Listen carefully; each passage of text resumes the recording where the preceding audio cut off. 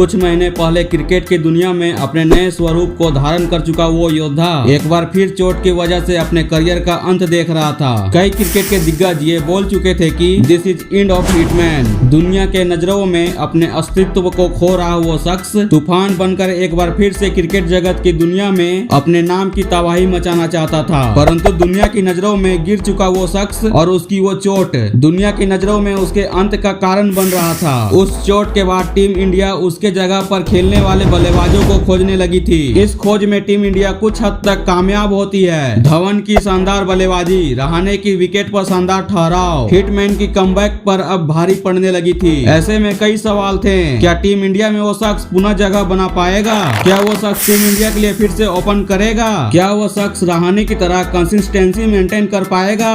क्या अब हिटमैन रहाणे से बेहतर ओपनर बन पाएगा या फिर उसके लिए टीम इंडिया के दरवाजे बंद हो चुके हैं? उसी समय चल रही इंडिया वर्सेस श्रीलंका की सीरीज में team India back to back starting के तीनों मैच जीत चुकी थी। ऐसे में आखिरी के 2 मैच और उसके पास आखिरी 2 चांस। उन दिनों रहाणे का कद इंडियन क्रिकेट में धीरे धीरे बड़ा होते जा रहा था। रहाणे और धवन की ये जोड़ी इस सीरीज के पिछले 3 मैचों में अपना विकराल रूप दिखा चुकी थी। ऐसे में ये जोड़ी को तोड़ना और हिटमैन को मौका देना एक कठिन सवाल था। इंडियन टीम में ये उथल पुथल 2015 वर्ल्ड कप की तैयारी थी। ऐसे में विदेशी सरजमी पर रहाणे की बेहतरीन परफॉर्मेंस रोहित की परफॉर्मेंस पर भारी पड़ रही थी। 13 नवंबर 2014 कई महीनों के इंतजार के बाद वो शख्स टीम इंडिया के जर्सी में दिखने वाला था। रोहित के हजारों फैंस भी बेसब्री से उसका इंतजार कर रहे थे। ये मैच भले ही दुनिया के लिए एक छोटा सा मैच था, लेकिन उसके फैंस के लिए ये एक त्योहार था, क्योंकि इसके इस चोट में कई दिल टूटे थे। ऐसे में ये उसकी वापसी उसके फैंस के लिए सुकून था। कुदरत का करिश्मा देखो,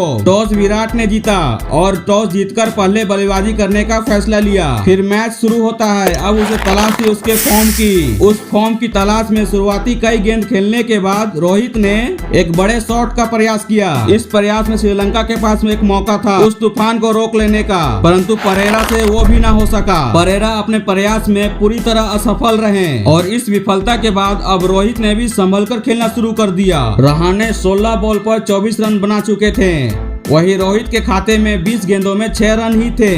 अब पावर प्ले का खेल खत्म हो चुका था। टीम इंडिया के खाते में 46 रन थे, लेकिन यहाँ दुर्भाग्य से अब रहाणे आउट हो चुके थे। रोहित अब यहाँ पर एक छोर से टीम के लिए संघर्ष कर रहे थे और दूसरी छोर से एक विकेट और जा चुका था।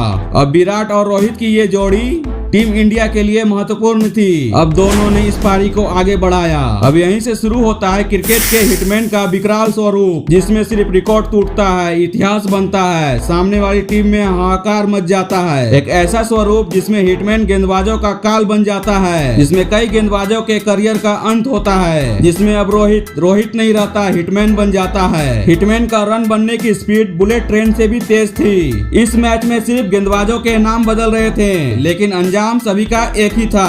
अब गेंदबाजों की धुलाई वॉशिंग मशीन से भी तेज हो रही थी। 49वें ओवर में रोहित शर्मा ने परेरा को 14 रन जोड़कर अपने व्यक्तिगत स्कोर को 250 के पार पहुंचा दिया। इंटरनेशनल क्रिकेट के इतिहास में ये पहली बार ऐसा हो रहा था जब कोई बल्लेबाज 250 के स्कोर को पार कर चुका था। रोहित ने अपने इस पारी के दौरान 173 गेंदों का सामना किया और 264 रन बनाए। हिटमैन की इस धमाकेदार पारी के कारण टीम इंडिया का टोटल स्कोर 5 विकेट पर 404 रन बने थे, जो कि ये लक्ष्य श्रीलंका के लिए एक पहाड़ का समान था।